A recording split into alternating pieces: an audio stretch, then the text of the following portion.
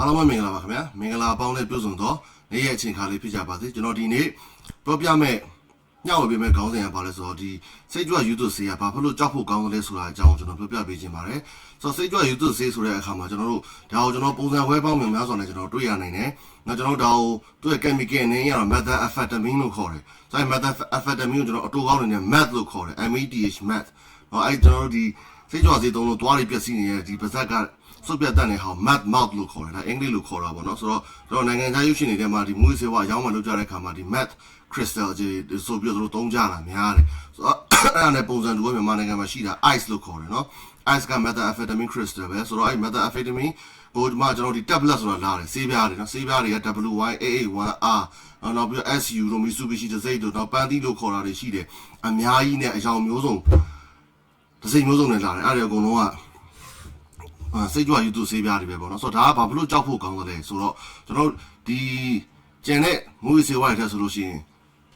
တော့ပြောလို့မရဘူးဘာလို့ဆိုတော့ဒီထက်ပိုကြောက်ဖို့ကောင်းတဲ့မူးဆေးဝါးတွေအများကြီးရှိသေးတယ်ဒါပေမဲ့ကျွန်တော်လွယ်လင်းတကူလက်တကမ်းမှာလောလောဆယ်ကျွန်တော်တို့စီမှာအမြဲရန်ကိုလွ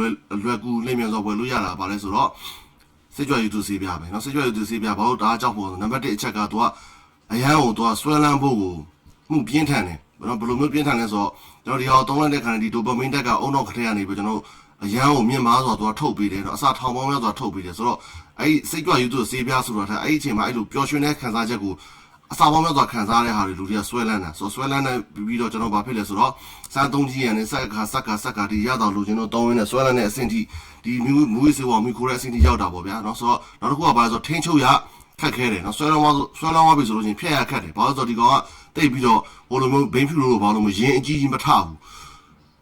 းဒါပေမဲ့သူအနေနဲ့အများတော့ရင်းရှိတယ်ဆိုတော့စိတ်ကတိကောင်းဖြစ်တယ်ဒေါသထွက်တာမျိုးတွေနောက်ပြီးစိတ်လိုမကြတာမျိုးတွေအိတ်မပြောတာခန္ဓာကိုယ်ကိုက်ခဲတာအစရှိသဖြင့်ပေါ့ဒါတွေကကျွန်တော်အရှင်ဗီဒီယိုမှာလည်းပြောထားပြီးဆိုတော့ဒါကအဓိကကျွန်တော်ပေးချင်တာဘာလဲဆိုတော့ဘာလို့ကြောက်ဖို့ကောင်းလဲဆိုတဲ့ message ကိုပေးချင်တာဖြစ်တဲ့အတွက်အဲ့ကိုကျွန်တော်တည်တဲ့အသေးစိတ်မသွားတော့ဘူးเนาะဆိုတော့ဒါရှိမယ်နောက်ပြီးတော့စိတ်ပိုင်းဆိုင်ရာထိခိုက်မှုတွေပါရှိမယ်ဆိုတော့ကျွန်တော် psychosis เนาะ psychosis ဆိုတာစိတ်စားတွေတွေကိုပြောတာကျွန်တော်ဒီဟာသုံးဆွဲပါများလာပြီးအောင်ကျော်တွေပြက်စီးလာပြီဆိုလို့ရှိရင်ဘာတွေဖြစ်မလဲဆိုတော့ကျွန်တော်တို့ဒီအမြင်အာရုံအကြအာရုံတွေမှာလွဲမားတဲ့ကျွန်တော်တို့အမြင်တွေကြားတွေခံစားရပြီးတော့ဒါကိုကျွန်တော်တို့တကယ်ကြီးထင်ပြီးတော့ဘဝမှာလူတော်မတိုးတလွဲတွေတလွဲတွေမြင်အဲ့တလွဲတွေမြင်တော့ကျွန်တော်တကယ်လို့ထင်ပြီးတော့သွားနေရတဲ့ဟာကြီးကဘဝမှာလူအစင်ဘယ်လိုပြောမလဲလူအရှင်လက်နဲ့ငရဲကြနေသလိုပဲเนาะဒါရှိမယ်နောက်ပြီးတော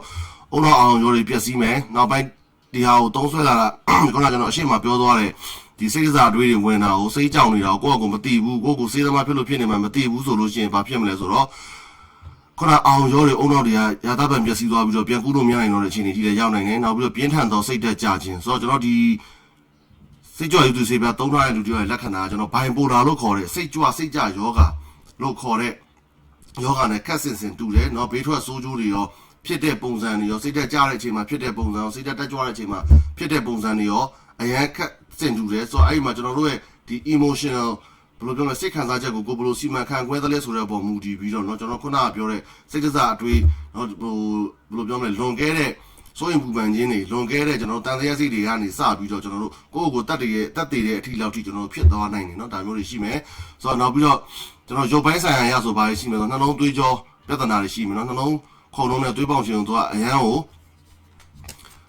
ဘယ်လိုပြောမလဲအနေပေးတော့သူမြင့်တင်ပေးနိုင်တဲ့အတွက်တော့နှလုံးရောဂါတို့နှလုံးဖောက်ပြန်တာတို့လေဖြတ်တာတို့ဖြစ်စေနိုင်တယ်နောက်ပြီးတော့ကိုယ်အလေးချိန်နှိမ့်မြန်သွားကြဆင်းခြင်းဆိုတော့ကိုယ်အလေးချိန်နှိမ့်မြန်သွားကြဆင်းခြင်းဆိုတဲ့အခါမှာသူအစားတောက်စားမွင်တော့တာဖြစ်တဲ့အတွက်အာဟာရတွေချို့တယ်ပြီးတော့ကြွက်သားတွေဆုံးရှုံးလာပြီးတော့အောင်ကြောတွေပျက်စီးပြီးတော့သူကပိန်ချုံသွားတာမျိုးเนาะမျက်နှာမှာလည်းကြာလို့ရှိရင်ဘာဖြစ်လဲဆိုတော့အစီဓာတ်တွေเนาะဆိုဘယ်လိုပြောမလဲဆိုပြေမှုတွေမရှိတော့ဘဲနဲ့အသားရည်က6ခန်းခန်းကြီးဖြစ်လာပြီးတော့အရင်ကပိန်ကျသွားတာမျိုးဖြစ်သွားနိုင်ပါတယ်။နောက်ပြီးတော့ဂရင်းကျမ်းမာရေးကျွန်တော်ပျက်စီးတာမယ်ကျွန်တော်ဒါကိုခုနရှေ့မှာလည်းပြောသွားတယ် meth mouth လို့ခေါ်တယ် meth ဆိုတာ methamphetamine ရဲ့အတူက mouth ဆိုတာတော့ပါဇက်ပေါ့ဗျာဒါကိုမြန်မာလိုစီလျော်ပြန်ရမယ်ဆိုရင်စေးသမားတစ်ယောက်ရဲ့ပါဇက်ပေါ့နော်စေးသမားမှာသူကစေးကြွ YouTube စေးပြသုံးစေးကြွ YouTube စေးကိုသုံးတဲ့စေးသမားတစ်ယောက်ရဲ့ပါဇက်ပေါ့ဒါပါဇက်ကဘယ်လိုလဲဆိုတော့ကျွန်တော်နောက်မှပုံလေးတွေရှာပြီးကျွန်တော်ထည့်ပေးမယ်နော်ဆိုတော့ဒီသွားတွေ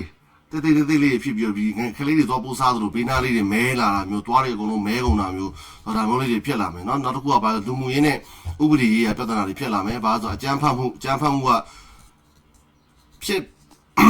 ်ဘယ်လိုပြောမလဲဖြစ်နိုင်ခြေနဲတယ်များတယ်ဆိုတော့လူတူတယောက်ချင်းစီရဲ့ငကိုရှိတဲ့စိတ်အခမ်းပေါ်မှာမူတည်လိမ့်မယ်တချို့ကြတော့စိတ်အရန်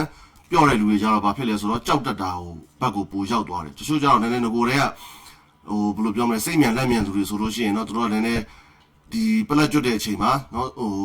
စိတ်ကြောင်တဲ့အချိန်မှာနည်းနည်းကြမ်းတမ်းတဲ့ဘက်အကြမ်းဖက်တဲ့ဘက်ကိုရောက်သွားနိုင်တာမျိုးရှိတယ် AI ပစ္စည်းတွေရိုက်ခွဲတာမျိုးကိုအမျိုးသမီးဘေးနားမှာပတ်ဝန်းကျင်မှာရှိတဲ့လူတွေကိုဘယ်လိုပြောမလဲအဖေကိုဖေမမသိညီကိုမောင်မသိတော့ဘဲနဲ့ခြေပါလက်ပါတာမျိုးတွေဒီဖြစ်နိုင်တယ်ကြုံလဲကြုံဘူးလဲတွေ့လဲတွေ့ဘူးလဲကြားလဲကြားဘူးတယ်နော်ဒါတွေမယုံလို့မရဘူးရှိပါတယ်ခင်ဗျာဆိုတော့နောက်ပြီးတော့စီးပွားရေးနဲ့မိသားစုပြဿနာနော်ကျွန်တော်ဆေးဆွဲလမ်းမှုကြောင့်ဘာဖြစ်လဲဆိုတော့အလောက်ကင်တွေပြတ်မယ်မိသားစုနဲ့ဆက်ဆံရေးတွေပျက်စီးလာမယ်စီးပွားရေးတွေကျဆင်းလာမယ်ဘာလို့လဲဆိုတော့ဒီကောင်ကဒါလုပ်နေပြီဆိုတော့ဒါပဲစတိုက်လုပ်နေချင်တော့တာအဲ့လောက်ဒီဆွဆွဝင်ဖြစ်သွားပြီဆိုလို့ချင်းကျန်တဲ့ပတ်ဝန်းကျင်ကဘသူမှလည်းစိတ်ဝင်စားတော့ဘူးဘာကိစ္စမှလည်းစိတ်ဝင်စားတော့ဘူးဒါလေးအရင်လုပ်လိုက်ပြီးမှကျန်တဲ့ဟာဒုတိယအနေနဲ့လာတာနော်နောက်ပြီးတော့ဥပဒေရအရေးယူခံရနိုင်ခြင်းဆိုတော့ဒီဟာတွေကကျွန်တော်တို့ညီနေခေတ်လူငယ်တွေရဲ့စိတ်ထဲမှာမူဝေစေဝါတွေကတုံးတက်လို့ရှိရင်ဆေးဖြစ်မယ်လို့ယုံကြည်နေကြတာရှိတယ်ဒါပေမဲ့ဒါတွေအကုန်လုံးကဆေးလည်းမဖြစ်သလိုเนาะကျွန်တော်တို့ဘာလဲဆိုတော့အကုန်လုံးကဘေးတွေကြီးပဲเนาะအခက်မသိလို့ရှိရင်လက်ဝဲတွေးရှိလို့ရှိရင်ကျွန်တော်တို့တက်တဆရှိနေတဲ့အချိန်ကောင်းပါเนาะကျွန်တော်အညွန့်ချိုးခံရတယ်လို့မျိုးထောင်ထဲမှာအကြာကြီးပဲသွားပြီးတော့လက်ဝဲတွေးရှိမှုနဲ့တင်ထောင်ကြာကြီးပဲကြာနိုင်တယ်ဆိုတော့ဒါကတော့ကျွန်တော်တို့ဒီ WY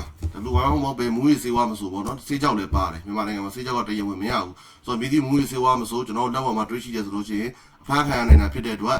ဒါကျွန်တော်တို့ငယ်တော့ TV တွေမှာလာလို့ရှောင်းနေဝဲမူရစေးဆိုတို့ပဲနော်မူရစေးဆိုလို့ရှိရင်လက်တဲ့တော်မဆမ်းမိဖို့အရင်ကြီးကြည့်ပါတယ်ခင်ဗျာကျေးဇူးများကြီးတင်ပါတယ်မင်္ဂလာပေါင်းနဲ့ပြည့်စုံသောနေ့ရက်အချိန်ခါလေးဖြစ်ကြပါစေခင်ဗျာ